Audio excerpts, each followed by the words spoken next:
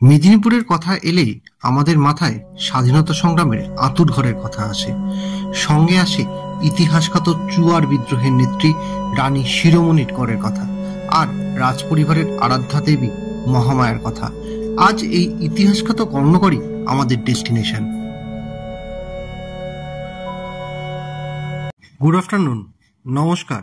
আমি অভিক, আর আপনারা দেখছেন আমার এবং আপনাদের YouTube channel travel destination with Abhik. এই মুহূর্তে আমি দাঁড়িয়েছি ভাদুতলার বুকে। সামনে বোর্ড আপনারা দেখতে পাচ্ছেন, আর এখানেও মাইল ফলক আছে, এখানেও আপনারা দেখতে পাবেন। আর আমার ঠিক পেছনে ওই জায়গাটা দেখতে পাচ্ছেন, সেখানে হচ্ছে কর্ণকরের এন্ট্রান্স গেট। কর্ণকরের নাম আপনারা অনেকেই জানেন, ঐতিহাসিকভাবে খুবই গুরুত্বপূর্ণ। চুয়ার বিদ্রোহের পীঠস্থান, মানে যেখান থেকে চুয়ার বিদ্রোহ শুরু হয়েছিল সেই কেল্লা আমরা দেখব, সঙ্গে দেখব মহামায়ার মন্দির। এখান থেকে মানে ভাদুতলা থেকে মাত্র 5 কিলোমিটার দূরে। চলুন যাওয়া যাক। এবারে প্রশ্ন, কর্ণকর কিভাবে যাবেন? কলকাতা থেকে ট্রেনে বা বাসে মেদিনীপুর পৌঁছে বা খড়গপুর পৌঁছে সেখান থেকে বাসে ভাদুতলা থেকে অটো বা টোটোতে করে আপনারা কর্ণকর পৌঁছাবেন। অবশ্য কলকাতা থেকে সরাসরি গাড়ি নিয়েও আপনারা কর্ণকর পৌঁছাতেই পারেন। দূরত্ব মোটামুটি 135 কিলোমিটারের মতো। কর্ণকর ঢোকার ঠিক খানিকটা আগে আপনি ঠিক এরকম একটা জায়গায় পৌঁছাবেন, যেখান থেকে সোজা গেলে হচ্ছে কর্ণকরের দুর্গ, আর ডান দিকে হচ্ছে দেবী মহামায়ার মন্দির। জায়গাটাকে ভালো করে চিনে নিন, নাহলে কিন্তু রাস্তায় গুলিয়ে ফেলবেন। আমরা অবশ্য প্রথমে কর্ণকরের দুর্গে যাব এটাই স্থির করেছিলাম। সরু রাস্তা, গাড়ি সাবধানে চালাবেন। একটা গাড়ির সঙ্গে আরেকটা গাড়ির ক্রসিং ওভার হলে কিন্তু সাইড দেওয়াটা খুবই বিপজ্জনক।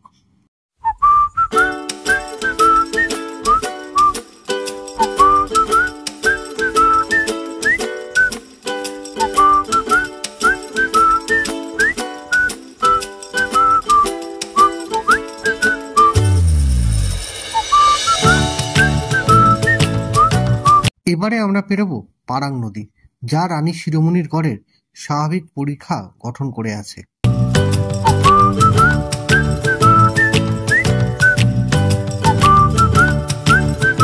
আর এবারে আমরা পৌঁছাতে চলেছি রানী শিরোমণির গড়ে।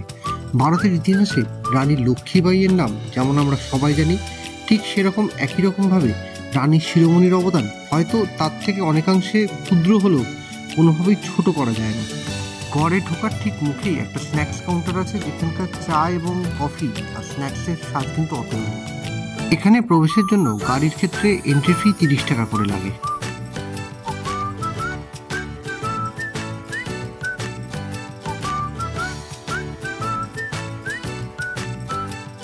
গাড়ি থেকে নামার পরেই একটা মন ভালো করে সূর্যাস্ত দেখলাম, যা পথের ক্লান্তি নিমেষে আমাদেরকে ভুলিয়ে দিয়েছিল।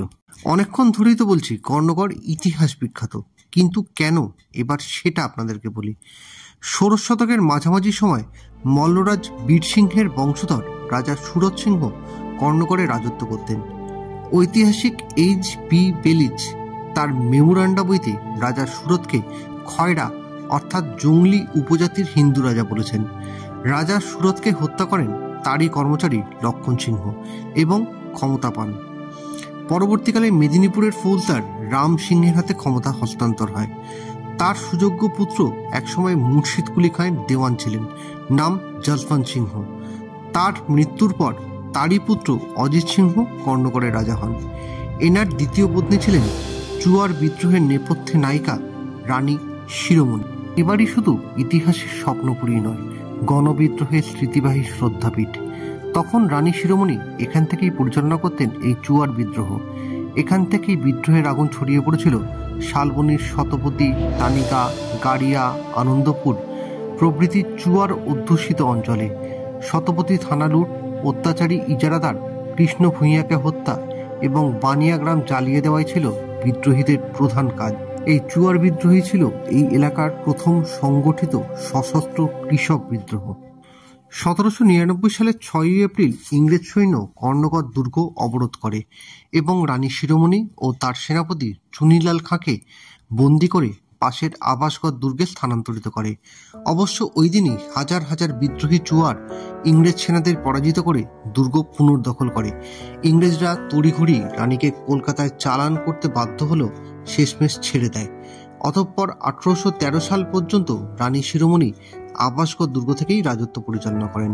রানী শিরোমণি ছিলেন মেদিনীপুরের স্বাধীনতা সংগ্রামীদের প্রেরণা গুরু।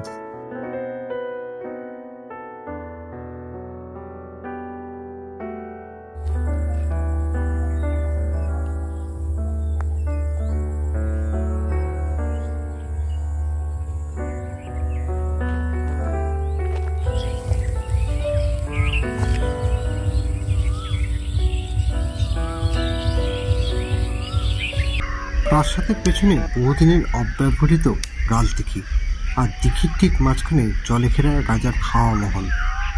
দিঘির পাড়ে পশ্চিমবঙ্গ রাজ্য পর্যটন বিভাগে রিসর্ট হয়েছে, আপনারা চাইলে ওখানেও থাকতে পারেন। পার্কের ভেতরেই একটা খুব সুন্দর ক্যাফেটেরিয়া আছে, আপনারা চাইলে এখানেও কফি এবং স্ন্যাক্স খেতে পারেন। কর্ণগড়ের রানী শিরোমণির গড় দেখার পালা এবার শেষ।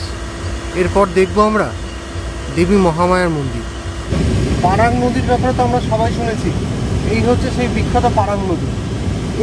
এরই চারদিকে পরীক্ষা দিয়ে আমাদের রানী শিরোমণির গড় কিন্তু ঘেরা ছিল। এরপর আমরা পৌঁছাতে চললাম মহামায়ার মন্দিরে।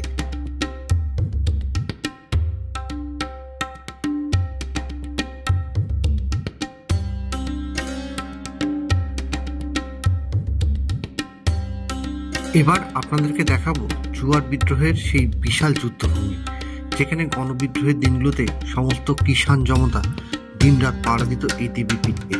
মহড়া চলত লাঠি খেলা, তরোয়াল চালানো এবং তীরন্দাজির।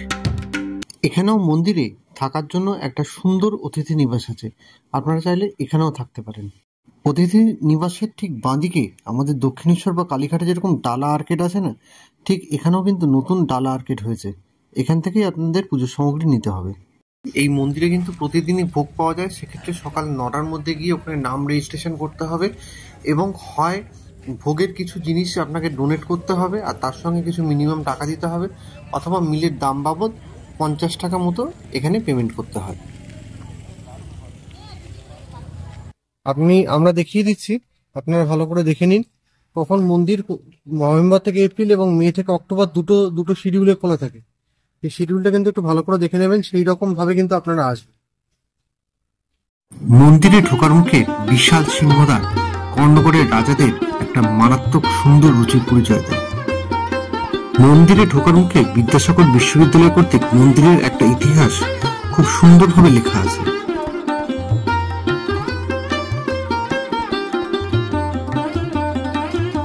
মন্দিরে ঢুকলেই ডান দিকে রঘু বাবার সমাধিক্ষেত্র। এই সমাধিক্ষেত্রের গায়ে পরিষ্কারভাবে লেখা আছে মন্দিরে কি কি দেবদেবীর মূর্তি আছে।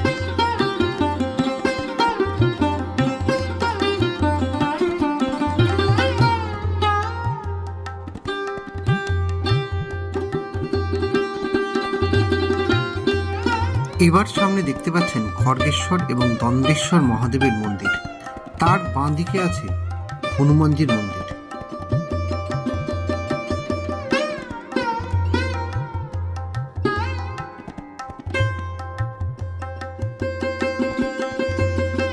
এবার আপনাদের দেখাবো সিদ্ধকুণ্ড, যার জলে মহামায়ের ভোগে রান্না হয় এবং মহামায়ের প্রতিদিন পুজো হয়।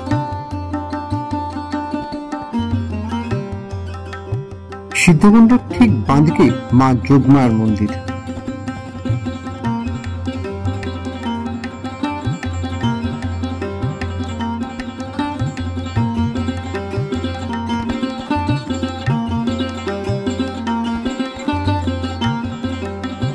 যোগমায়া মন্দিরের খানিকটা দূরেই হচ্ছে মায়ের ভোগ রান্নার জায়গা।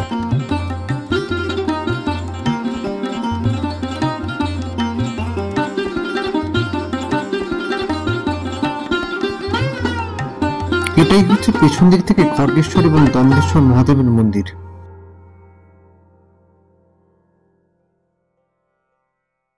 মন্দিরে মনস্কামনা পূর্ণ করা এবং শারীরিক রোগ নিরাময়ের জন্য কিছু নিয়মাবলী রঘু বাবা বলে গেছেন, সেগুলো আমি আপনাদেরকে দেখিয়ে দিচ্ছি। আপনারা চাইলে এভাবে কারো যদি কোনো মনস্কামনা বা কোনো কিছু থাকে সেটা পূর্ণ করতে পারেন।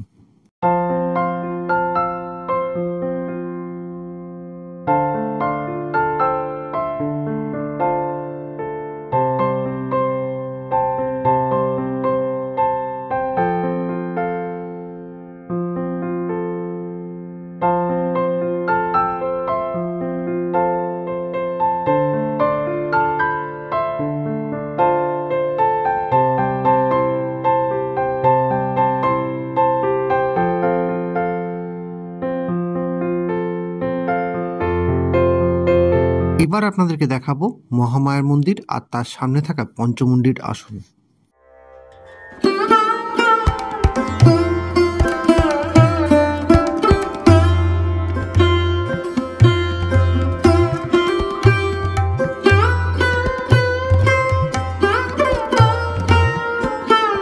সন্ধ্যাবেলা মন্দিরের পরিবেশটা ছিল কিন্তু একদম নজর কাড়া।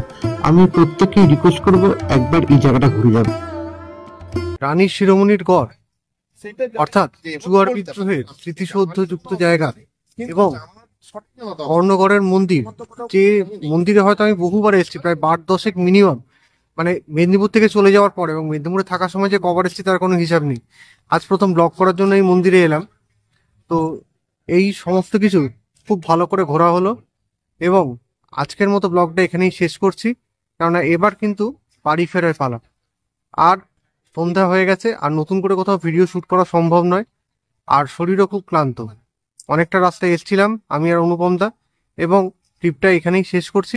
দেখা হবে পরবর্তী পর্বে আবার কোনোদিন যদি অনুপম দার সঙ্গে বেরোবার সুযোগ হয়, কারণ আজকে অনুপম দার সঙ্গে, এর আগের দিনকে অনুপম দার সঙ্গে কাজ করেছিলাম, আজকে অনুপম দার সঙ্গে কাজ করেছি। দুদিনই কাজ করে খুব ভালো লাগলো। দাদা প্রচুর হেল্প করেছে, অনেক জায়গায় অনেক রকম অ্যাডভাইসও দিয়েছে, যে কিছু কিছু জায়গায়, কেননা ও তো খুব নাম করা ইউটিউবার, সাবস্ক্রাইবার এবং সাবস্ক্রাইবার সংখ্যাও প্রচুর। তো যাই হোক, সেগুলো শিখে নিয়ে নিজেকে ভবিষ্যতে সমৃদ্ধ করার চেষ্টা করব। এখনকার মতো বিরতি, সঙ্গে থাকুন, ভালো থাকুন, দেখতে থাকুন।